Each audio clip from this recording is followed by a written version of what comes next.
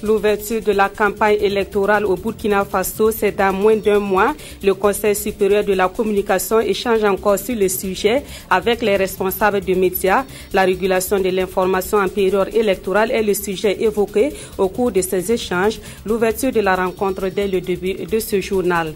Et puis, les projets de loi sur le statut de la magistrature et l'organisation et le fonctionnement du Conseil supérieur de la magistrature ont reçu le quitus des députés du Conseil national de la transition. Ces deux projets de loi ont été votés au cours de la plénière d'hier du CNT. L'adoption de ces deux lois devrait garantir plus d'indépendance à la justice burkinabé.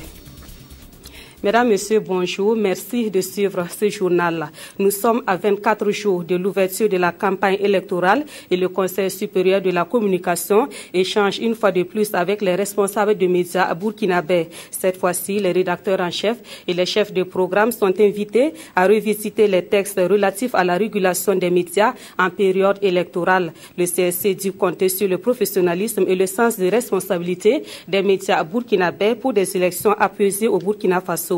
Adama Giti, Jean-Emmanuel Ouedraogo. Séance d'explication de texte entre le Conseil supérieur de la communication et les responsables de médias, en l'occurrence les chefs de programme et les rédacteurs en chef. Les grandes joutes politiques sont en vue. Ouverture de la campagne électorale dans 24 jours, c'est la dernière ligne droite et il est donc grand temps d'accorder les violons. Le CSC a mis en place un dispositif pour mieux prendre en charge le discours électoral. Nous avons pensé qu'il est bien indiqué, les partenaires que vous êtes, que nous puissions nous retrouver autour de ce dispositif, échanger autour de ce dispositif pour en avoir une juste et commune compréhension, non seulement des dispositions que nous avons prises et des tâches qui nous attendent. Entre le Conseil supérieur de la communication et les médias ces derniers temps, c'est le « je t'aime, moi non plus ». L'occasion est donc belle pour une mise au point. Le CSC n'est pas là pour prendre rien que des sanctions. C'est bien qu'on se comprenne sur ce registre-là. Le CSC est là pour aider les médias à être plus professionnels. Donc il faut cesser de montrer cette image de gendarme-là qui colle au CSC. La campagne électorale qui s'annonce est un moment décisif de l'histoire du Burkina.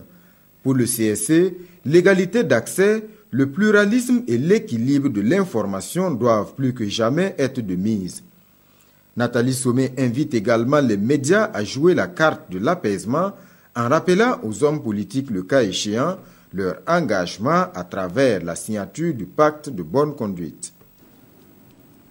Justement, en rapport avec ces élections à venir, vous le savez déjà, le Conseil constitutionnel a décidé de l'inéligibilité de 42 candidats en ce qui concerne les législatives. Et depuis l'annonce de cette décision, les commentaires vont bon train chez les populations. Et si certains sont remontés contre la décision du Conseil constitutionnel, d'autres trouvent par contre que cette décision est salutaire. Des avis partagés et qui nous sont rapportés par Amadou Ilboudo et Draman Dadian. C'est normal. C'est normal. Quand on est cause de quelque chose, il faut payer les pots cassés. Il doit payer les pots cassés. Ça, c'est normal. Et que le Seigneur vous les accompagne à réussir. Quant à moi, c'est bien. Je suis satisfait pour ça. Je me disais qu'on pourrait laisser les gens se présenter et que simplement le peuple décide de ne pas faire passer quelqu'un. Moi, je pense que c'est une mauvaise chose parce que on ne devrait pas écarter une partie. Et tout le monde doit concourir au développement du pays. Donc il n'y a pas de raison qu'on favorise une partie et laisser une autre. Ça dépend de ce qu'ils ont fait. Bon, je ne veux pas trop tirer sur ça, mais je sais que c'est normal. Vu tout ce qui s'est passé, bon, moi je trouve que c'est normal parce que il y a d'autres qui ont contribué quand même à ce que l'insurrection ait lieu, quoi. Donc, pour calmer un peu la population et tout ça, je pense que, en tout cas, si chacun aime son peuple, il doit quand même accepter cela et puis, bon, contribuer à la paix, quoi. Et puis l'Organisation des Nations Unies dit suivre de près l'organisation des élections du 11 octobre prochain au Burkina Faso. L'ONU salue déjà les efforts consentis jusque-là pour la préparation de ces élections. Le secrétaire général adjoint des Nations Unies en a parlé au cours d'une audience hier avec le président du Faso. Hier toujours, le président Michel Kafando a reçu en audience une délégation du mouvement de libération de l'Azawad. Cette délégation est allée expliquer à Michel Kafando les raisons de son retrait du comité de suivi des accords de paix intermaliens. Le résumé de ces deux audiences avec Salifou Belem et Ernest Kambiri. L'ONU, l'Organisation des Nations Unies, dit suivre de près les élections présidentielles et législatives couplées du 11 octobre prochain au Burkina. C'est le message que le secrétaire général de l'Organisation des Nations Unies pour les affaires politiques est venu porter au président du Faso. L'émissaire onusien dit également être venu exprimer l'appréciation des Nations Unies pour les progrès accomplis dans l'organisation de ces futures élections.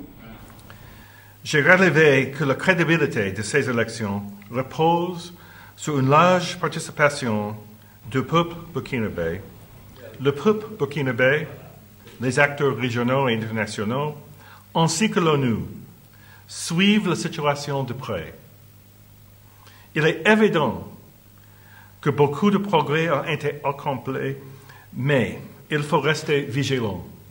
Les récents événements au Mali qui ont conduit la coordination du mouvement de libération de l'Azawad à suspendre sa participation aux accords de paix intermaliens est ici au centre de ces échanges entre le président du Faso et cette délégation de la coordination du mouvement. Et quand nos positions ont été attaquées récemment par les milices pro-gouvernementales à Nifif, on s'était dit que c'était la meilleure façon de dire qu'il faut suspendre en attendant qu'on trouve une solution. Parce que si on ne le faisait pas, c'est une manière d'encourager les gens qui veulent violer les cessez-le-feu de les violer chaque fois qu'ils le veulent. À Kossiam, la délégation de la coordination du mouvement de libération de l'Azawad est venue souhaiter davantage l'implication du Burkina Faso dans la résolution de la crise au Mali pour une paix durable dans la sous-région.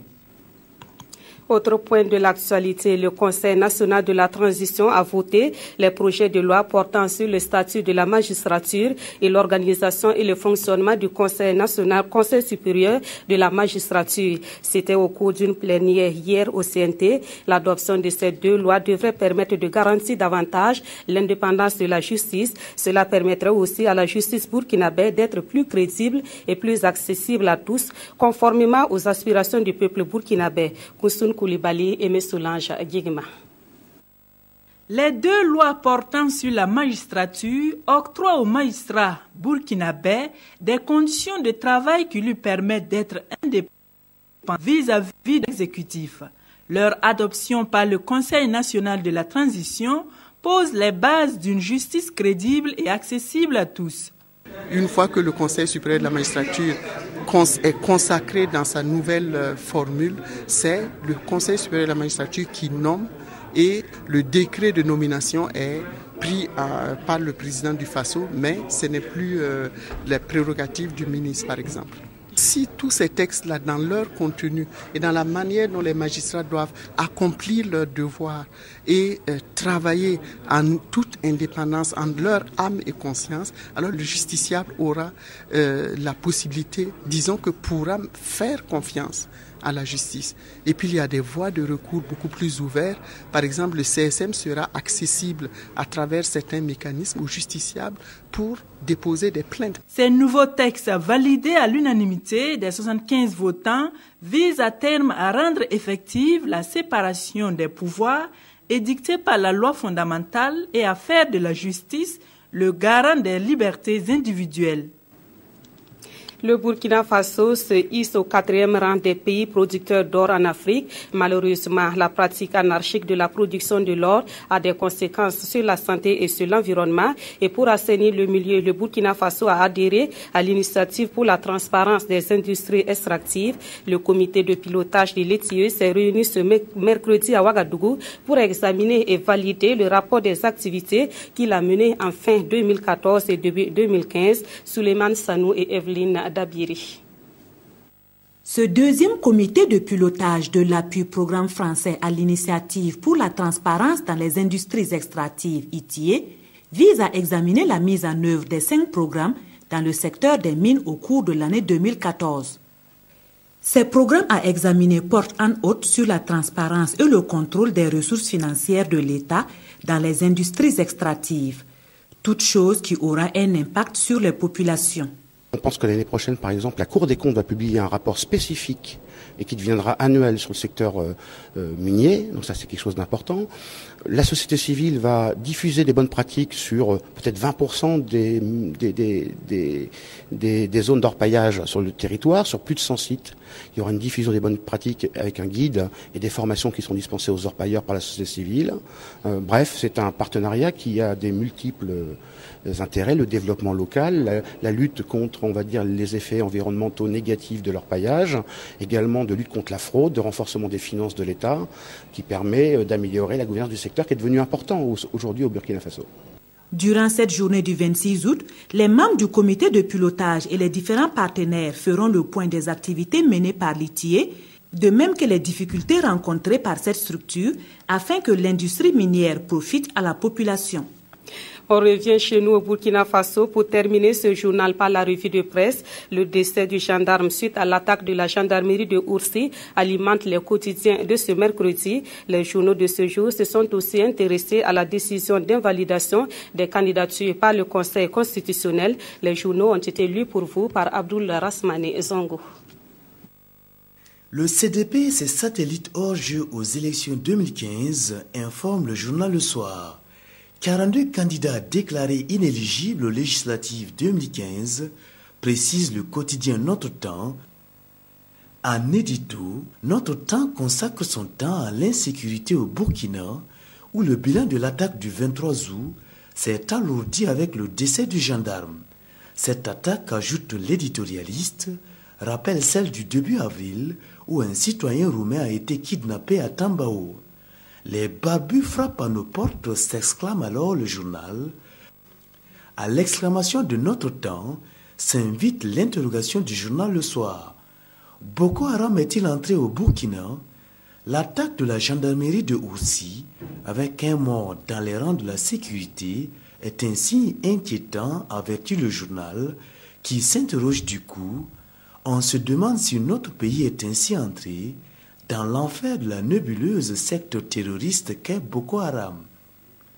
À chacun son questionnement, le pays se demande si le fantôme est déjà dans la maison. En tous les cas, les autorités de la transition sont interpellées suite à l'attaque de la gendarmerie de Oursi. Une attaque qui, pour le quotidien Sidoya, commande impérativement de faire attention à ces fous d'Allah à nos portes. Autre fait d'insécurité nous est rapporté par l'Observateur. La police et la gendarmerie en tandem dans les cascades ont saisi un Kalachnikov et 52 munitions abandonnés par des malfrats en cavale vers la Côte d'Ivoire. Merci d'avoir suivi ce journal qui s'achève. Passez une très bonne après-midi et à demain.